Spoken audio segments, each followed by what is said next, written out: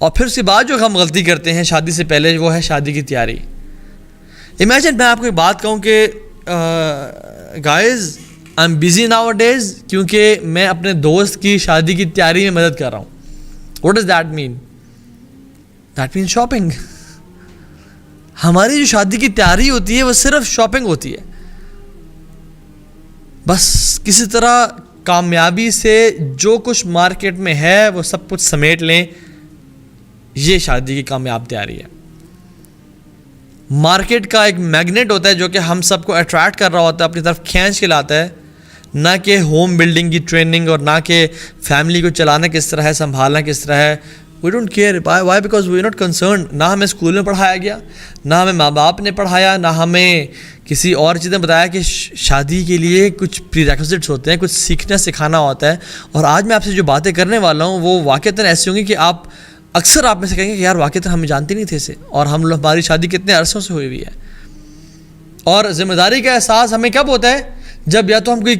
जब हम कुछ गुजरते हुए कुछ सुन लेते हैं, किसी बुजुर्ग की बात सुन ली, इट्स कोइंसिडेंटल, कोई वीडियो आ गई लकीली हमारे फेसबुक वॉच लिस्ट पे और हमने वो देख ली, हमें तब जिम्मेदारी का एहसास होता है, वरना we don't plan to get ready for marriage. So let's talk. एक अप्रोच जो मैरिटल इश्यूज़ का है वो है कि मैं आपको कुरान और सुन्नत से अहादीस बताऊँ और कुरानी आयात बताऊँ। ये एक डिफरेंट अप्रोच है। इंशाल्लाह इस पर आपको बहुत सारे लेक्चर्स भी मिल जाएंगे और बहुत सारी बातें इंशाल्लाह हम इस पर फ्यूचर में कभी करेंगे इंशाल्लाह, ठीक है। लेकिन I want to approach this issue with a different angle, with a different dimension all together, ठीक है। Listen to this. मर्द की कुछ रिस्पॉन्सिबिलिटीज़ होती हैं। उन रिस्पॉन्सिबिलिटीज़ की मेनली दो कैटेगरीज होती हैं। एक कैटेगरी है इंटेंजिबल नीड्स और रिस्पॉन्सिबिलिटीज़, और दूसरी है टैंजिबल रिस्पॉन्सिबिलिटीज़। सब कॉन्टिनेंट के और पूरी दुनिया के अक्सर मर्द अपनी रिस्पॉन्सिबिलिटीज़ को सिर्फ टैंजिबल रिस्पॉन्सिबिलिटीज़ को समझ के कहते हैं कि हमने तो पैसा, खाना, शेल्टर, बेड दे दिया, हमारी रिस्पॉन्सिबिलिटीज़ ख़त्म। लेकिन जान लें कि intangible responsibilities are more important and needed than the tangible responsibilities. Intangible का मतलब है जिनको छुआ ना जा सके, यानी respect, love, protection, security, sense of security, ये सब चीज़ें। और इसमें इंटेंजिबल नीड की पहले बात कर लेता हूँ कि सबसे इम्पॉर्टेंट जो नीड है, जो ज़रूरत है, वो क्या है कि हस्बैंड औरत की रिस्पेक्ट करे और उसकी सेल्फ रिस्पेक्ट को मेंटेन करे। रिस्पेक्ट करे उसकी और उसकी सेल्फ रिस्पेक्ट को मेंटेन करे by respecting her and protecting her. एक सिक्योरिटी प्रोवाइड करे उसे और उसकी सेंस ऑफ सिक्योरिटी को भी प्रोटेक्ट करे। ये शौहर की one of the biggest responsibilities on a husband, कि उसकी रिस्पेक्ट करे, उसकी कदर करे, उसको वैल्यू करे, उसकी सेल्फ एस्टीम को, सेल्फ कॉन्फिडेंस को बढ़ाए, उसकी सिक्योरिटी का ख्याल रखे। हमने अपने आप को कवाम अल्लाह ने हमें बनाया है।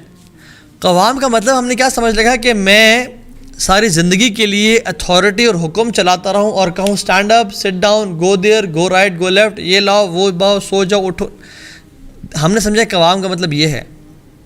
डेफिनेटली कवाम का मतलब ये भी होता है कि लीडर होना, लेकिन कवाम का असल जो मतलब है ना वो ये है कि कोई चीज़ गिर रही है तो उसको उठाए, उसको थामने की जिम्मेदारी हो उसके ऊपर। यह है कवाम। गिरते हुए को थामने का नाम जो है ना वो कवाम है। Unfortunately nowadays it's opposite, and the opposite thing is, जिस शख्स ने एक औरत को सिक्योरिटी या उसको उसकी सेल्फ रिस्पेक्ट को मेंटेन रखना था by protecting her sense of self respect and sense of security, वही इंसान है जो बेडरूम में आके उसकी सिक्योरिटी को तार कर रहा है और उसकी रिस्पेक्ट को पार कर रहा है। This is the irony of this Umma unfortunately. जो जिसकी रिस्पॉन्सिबिलिटी थी कि उसको बचाए, उसका ख्याल रखे, उसको एलिवेट करे, वही इंसान जो है वो उसकी अपनी रिस्पॉन्सिबिलिटी, चलो एक तो है ना निभाना, एक होता है उसके एग्जैक्ट ऑपोजिट करना, वो कर रहे हैं। और हम लोग शादी की तैयारी बस शेरवानी बन जाए, सूट बन जाए, ये चीज़ बन जाए, वो चीज़ बन जाए। मर्द इस काबिल नहीं होते कि औरत को किस तरह ट्रीट करें, और हम लोग वाक़ईतन जो मर्द हैं इस काबिल नहीं हुए कि औरतों को किस तरह ट्रीट करें। और इससे बड़ा डायलेमा ये है कि औरतें भी इस काबिल नहीं हुई कि औरतों को किस तरह ट्रीट करें। वल्लाही दिस इज सो ट्रू। ज़्यादा बड़े ज़ख्म औरतों को मैरिज के केस में औरतों ने लगाए हैं, कभी सास की शक्ल में, कभी साली की शक्ल में, कभी किसकी शक्ल में, कभी किसी शक्ल में। और जो टेंजिबल नीड्स हैं एक औरत की जो कि मर्द ने पूरी करनी है, खाना पीना, कपड़ा, शेल्टर, सी, वल्लाही मैं आपको बताऊं, अगर इंटेंजिबल नीड्स बिल्कुल पूरी हो रही हैं और टेंजिबल में कमी कोताही भी रह जाती है और एक केमिस्ट्री और एक लव मेंटेन्ड है तो इसमें वो गुजारा कर लेगी।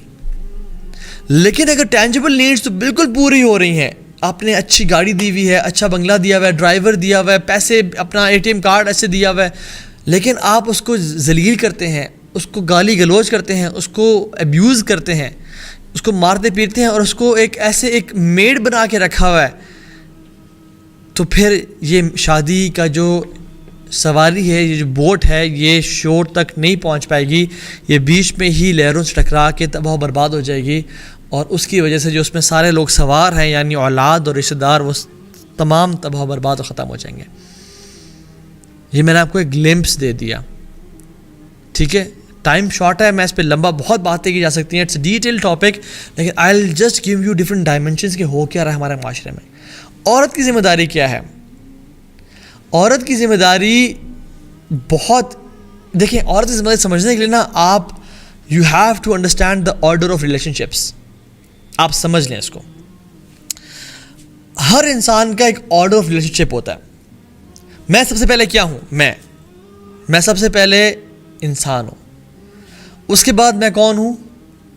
मुसलमान हूँ। उससे पहले, बल्कि मुसलमान से ही पहले मैं तोहा हूँ, और उसके बाद मैं मुसलमान हूँ। मैं मतलब एक इंसान हूँ, मेरी एक सेल्फ है तोहा, फिर मैं मुसलमान हूँ, उसके बाद मैं एक बेटा हूँ, मैं एक हस्बैंड हूँ, मैं एक बाप हूँ, और इस तरह की मुख्तलिफ ऑर्डर रिलेशनशिप्स हैं, ठीक है। तो चले इंसान, मुसलमान और अपने सेल्फ को छोड़ते हैं। मेरे लिए सबसे, एक मर्द के लिए जो ऑर्डर रिलेशनशिप है, जो प्रायोरिटीज़ हैं, सबसे अहम कौन, फिर अहम कौन, फिर अहम कौन, वो कौन होता है? यानी मेरे लिए सबसे इम्पॉर्टेंट, पहले औरत की बात कर लेते हैं ताकि आपको ज़्यादा समझ आए इंशाल्लाह। औरत की, एक औरत, उसका नाम आयशा है, वो इंसान है, वो उसका एक सेल्फ है, वो आयशा है, उसके बाद वो मुसलमान है, और उसके बाद वो शादी से पहले वो एक बेटी है, उसके बाद वो एक बहन है, उसके बाद वो एक डेंटिस्ट है, इंजीनियर है, डॉक्टर है, जो चीज़ भी है। उसके बाद यानी अगर वो किसी की खाला या चाची है तो फिर वो डेंटिस्ट से भी ऊपर आएगा उसका। I wish I had a board and a marker जिसमें मैं आपको लिख के दिखा देता। लेकिन जब वो शादी होती है उसकी, तो इसकी जो ऑर्डर ऑफ रिलेशनशिप्स है वो रीसेट होता है। मतलब वो ऑर्डर ऑफ रिलेशनशिप वो बदल जाता है।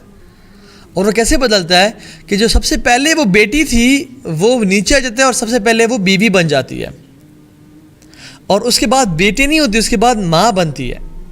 यानी हर प्रायोरिटी इज़, मैं आपसे अगर सवाल करूँ ना तो मुझे लगता है कि अक्सर लोग जवाब नहीं दे पाएंगे, इसलिए I don't want to put you in a test. क्या औरत की सबसे बड़ी रिस्पॉन्सिबिलिटी औलाद है या हस्बैंड है? हमें इसका क्लियर आंसर नहीं पता होता। जान लें कि औरत की सबसे बड़ी रिस्पॉन्सिबिलिटी एज अ वाइफ है, उसका हस्बैंड है, उसके बाद उसकी औलाद आती है। वो माँ बाद में है, बीवी पहले है। वो बहू बाद में है, बीवी और माँ पहले है। वो किसी की बेटी बाद में है, वो बीवी और माँ पहले है।